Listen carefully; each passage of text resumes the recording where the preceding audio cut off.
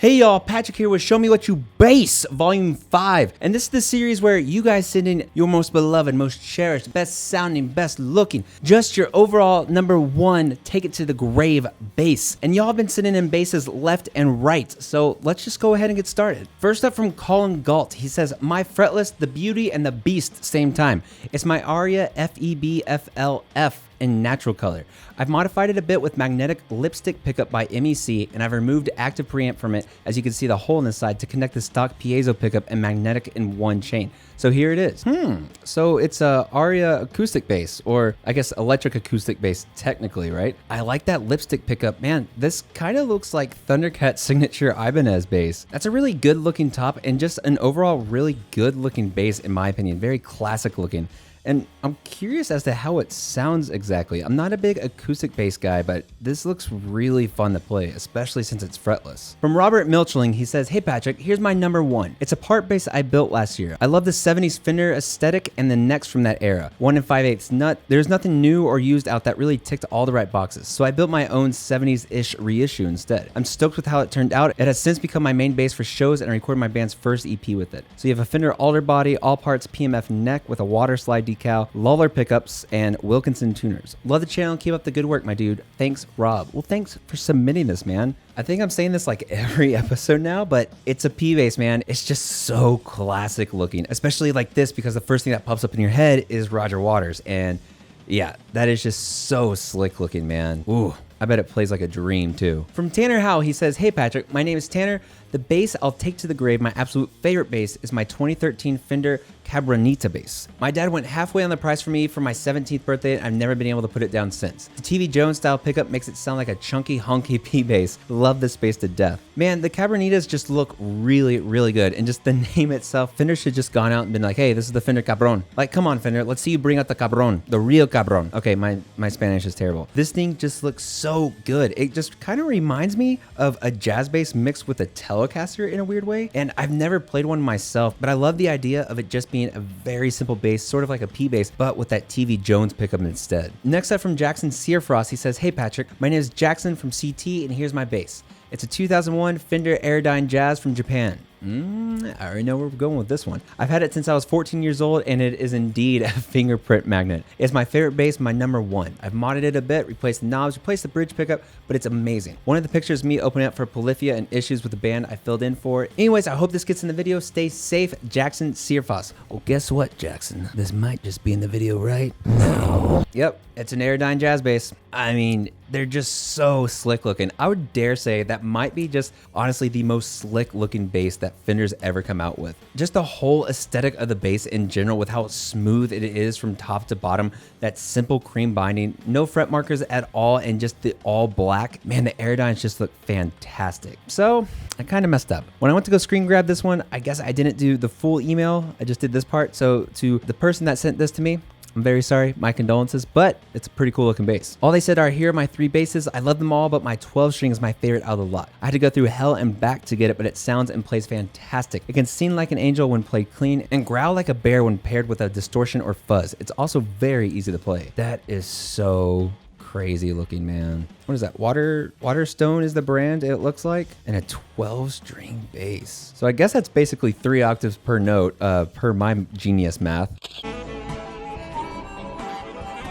Man, I bet that's so weird to play at first, but I bet it's so fun too. Man, I would really love to try out something like this, just an 8 string or a 12 string or something like that, just because it's so ridiculous, but I 100% believe you and bet it does just sound so full and so thick with distortion or fuzz pedal going through it. From Joe Fitzpatrick, he says, hey, this is my 2017 Fender Jaguar bass that was made in Mexico. Bought it off of Reverb for about $500, and it's definitely my ride or die. This is my first ever bass, and I love it so much because I worked so hard at my job to get it. I love the fact that it has P and J pickups on it, and it just has beautiful styling. I'm definitely taking this to the grave with me. Dude, hell yes. I love that red, that Fiesta red that Fender has. But man, when it comes to Fiesta red, there's nothing like that Pino Palladino signature P bass look. Mwah.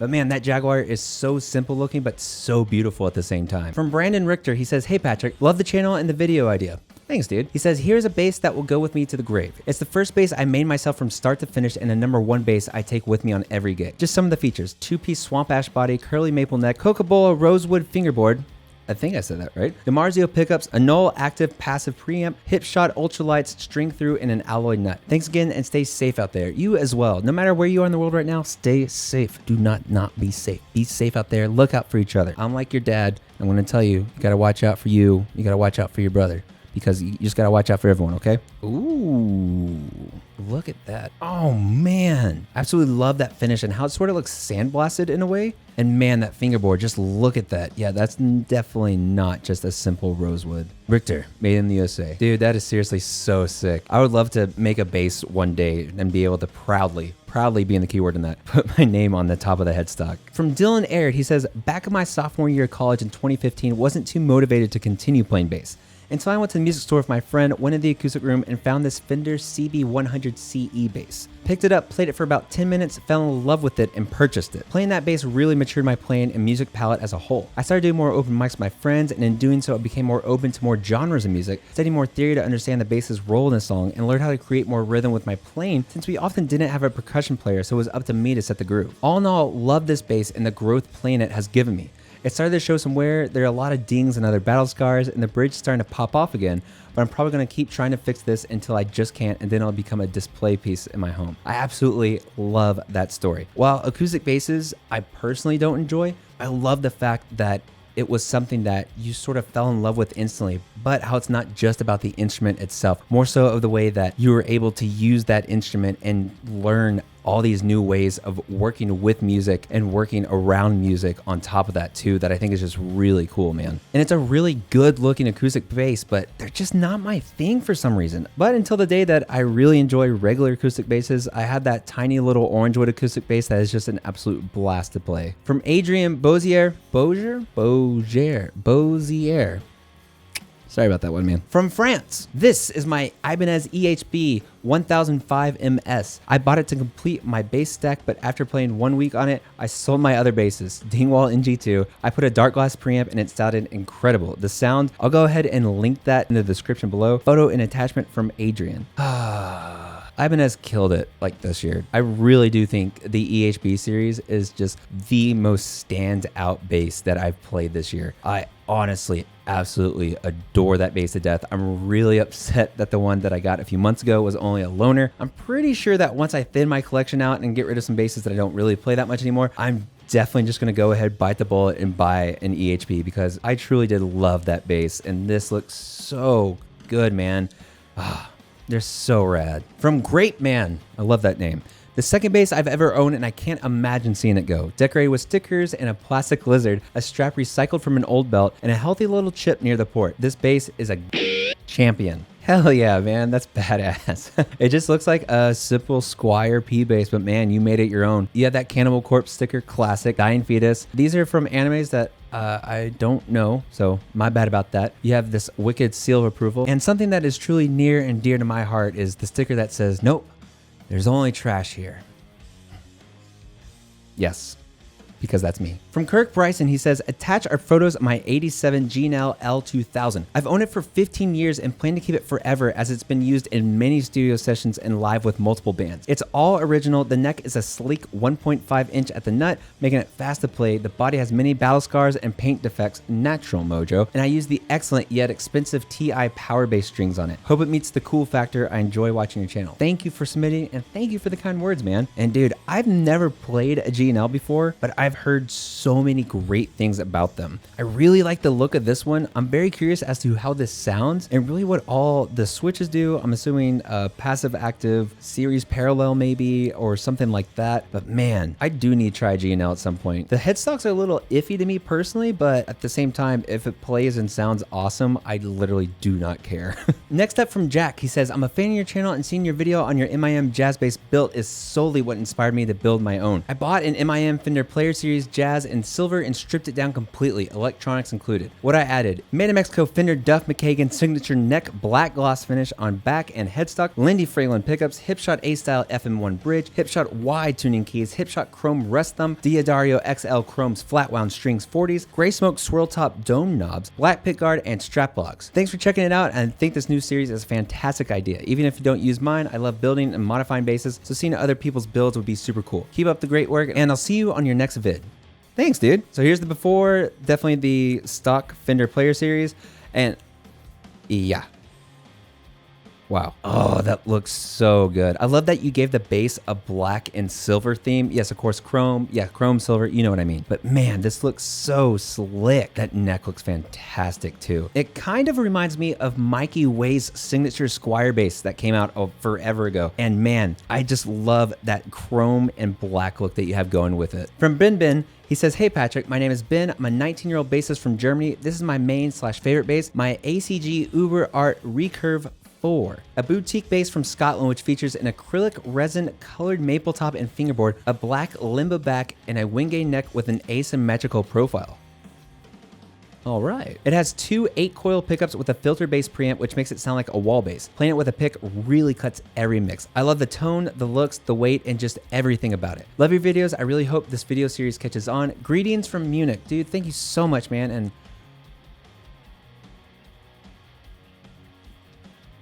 that is something else, dude. Oh my God, look at that top. That just looks spectacular. Holy hell. That seems like such a radical, abnormal design, and I absolutely love it. This definitely seems like a wall killer through and through. Oh man, I would love, absolutely love to play this. This is absolutely beautiful, man. From Paco Arsenica, he says, hi Patrick, Yamaha RBX 375. I've changed practically everything in that bass. The original is amazing, but I have this bass for more than 12 years, and all the modifications didn't come at once. I've gradually adapted this bass for my needs. EMG MM5CS pickups, an EMG BQS system, bridge and machine heads ergodo, and 18 volts of power. I also sanded the neck because I didn't like the filing of the black paint in the original. It comes slippery with sweat on stage. Don't be afraid to mod your bass. Just think of what you like to feel or sound and make some research and do it. I hope you read this, and sorry for my bad English. Paco from Argentina. Dude, thank you so much for submitting this, and don't say you have bad English. Your English is 18,000 times better than my Spanish, trust me. Man, look at this chunky boy. This bass looks really wide, especially the neck and the fingerboard, but I feel like that could be really great for chords or people with bigger hands too. And this headstock is really different, but it also looks like it's from the future too. You can dig it. There's something about Yamahas, and I've heard so many amazing things about Yamaha as a brand and their basses in general, but I've just never had the opportunity to play one before. So let's try something. If I were to contact Yamaha to try and get a bass on the channel, what bass would you guys want to see the most? So we'll see how this goes.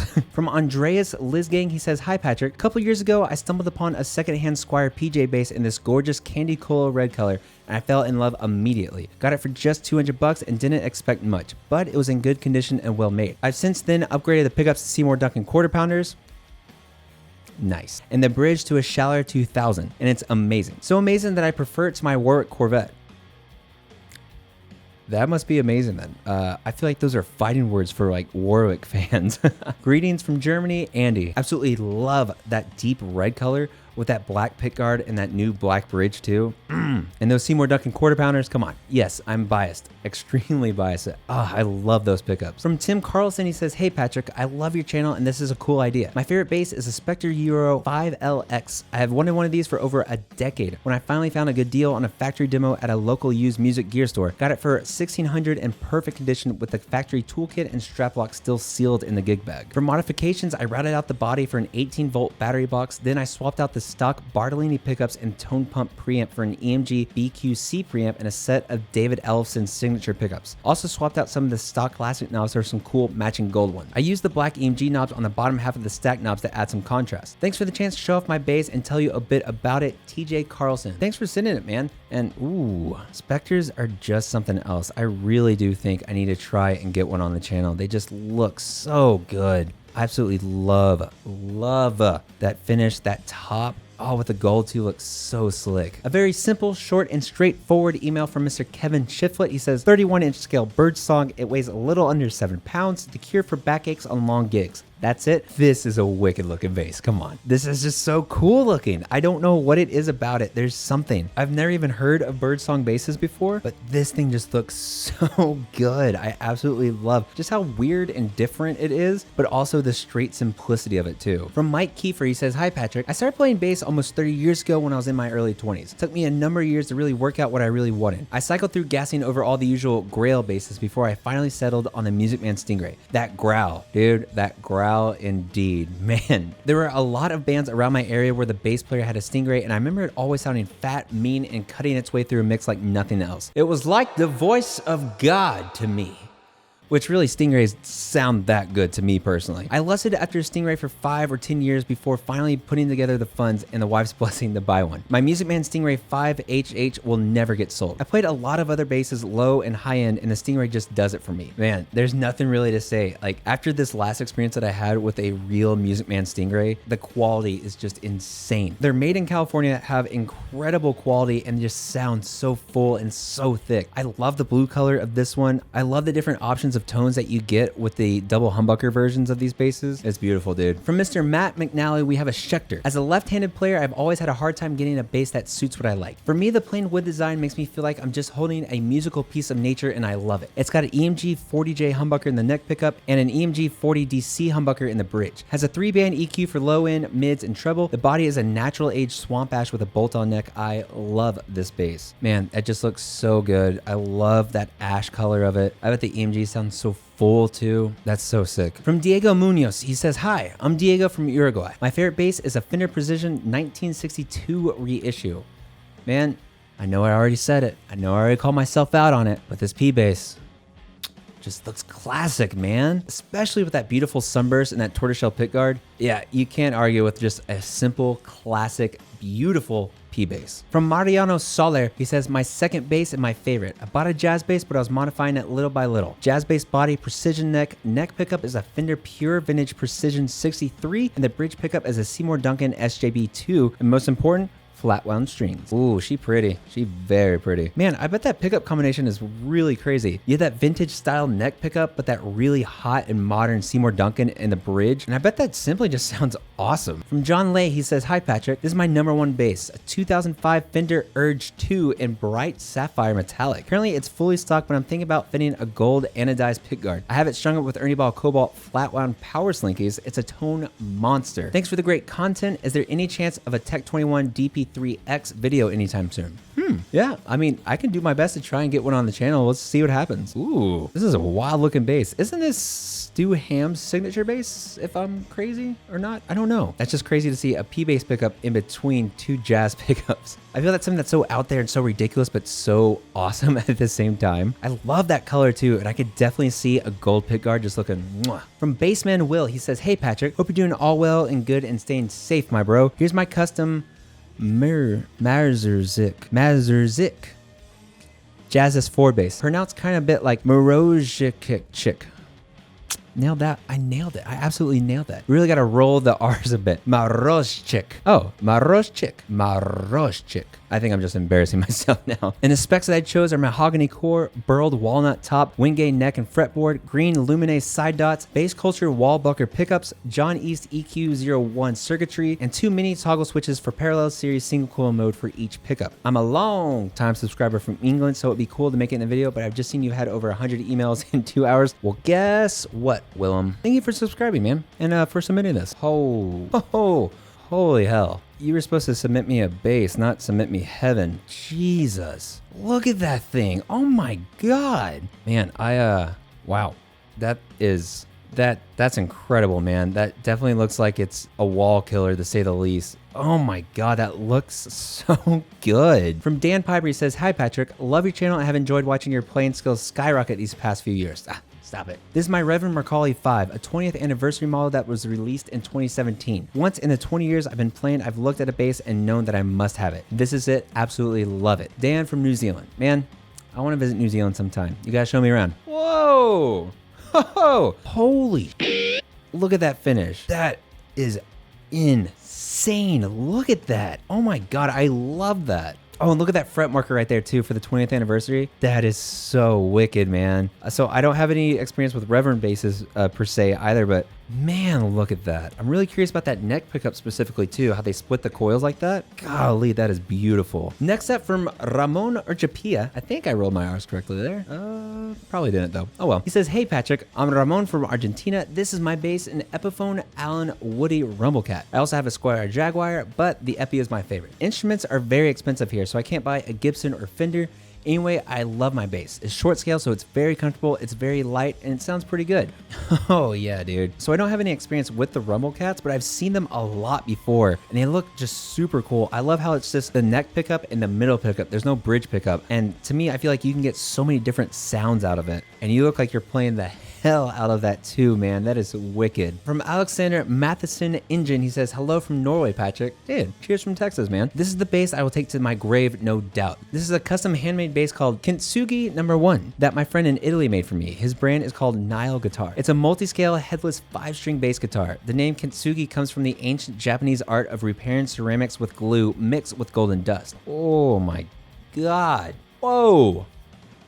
Dude, that is unreal. That is absolutely beautiful. I love that he took the theme of the golden dust literally into the bass itself and the fingerboard too. God, that looks so good. It's a little pointy, I think, for my preferences, but I don't care. It looks absolutely flawless. And last up from Adam Campbell, he says, this is my Dunable Thunderclapper. It's got a mahogany body and neck with a rosewood fretboard. The pickups are 2 Dunable Baphomet humbuckers with a coil split toggle switch. Oh. Dunable. However you say it, it doesn't matter because the basses look amazing. I want one so bad. And they sound and feel and play so magnificent. I love it. Dude, this is so wicked. Oh, this is badass. But that is all today for Show Me What You Bass Volume 5. Thank y'all so much for submitting basses. First of all, I really do appreciate you guys. It's really just awesome seeing everyone's just most beloved basses from all over the world. It's absolutely crazy to me, but thank y'all so much for submitting. And if you want to submit your bass for a future episode, please send an email to showmewhatyoubase@gmail.com. But please include 3 more pictures, a brief description, and just one bass, please. One bass. That's all I ask. One bass. Just one bass, please. Yeah. But thank y'all again so much for watching, as always, for watching, liking, subscribing, for sharing the videos, all that awesome stuff, for following me on social media. I truly do appreciate you guys. And a gigantic, humongous thank you to all my Patreon supporters over here. Mwah. If you would also like to support the channel like these beautiful people right over here and be included in early access to videos, giveaways, and more, head over to my Patreon page. But thank y'all again so much for watching, as always. And no matter where in the world you are, stay safe, practice that bass, and I'll see y'all next time.